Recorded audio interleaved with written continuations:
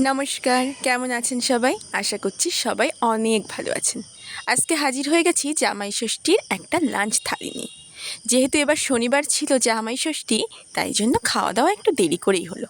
প্রথম পাতেই ছিল সাদা ভাত, লঙ্কা, লেবু, পটল ভাজা, বেগুন ভাজা আর বেগুনি করার ব্যর্থ চেষ্টা। এরপরেই পাতে হাজির হয়েছে স্যালাড। স্যালাডে ছিল শসা, পেঁয়াজ আর টমেটো। এরপরেই কালো জিরে দিয়ে পাতলা করে মুসুরির ডাল। আমাদের এটা কিন্তু গরমকালে সবারই বেশ স্বস্তির। সাথে ছিল শুক্তো। শুক্তোও বোধহয় আমাদের সবারই খুব পছন্দের। সাথে ছিল রুই মাছের রসা। বাঙালি তো, তাই আলুটাকে স্কিপ করতে পারিনি।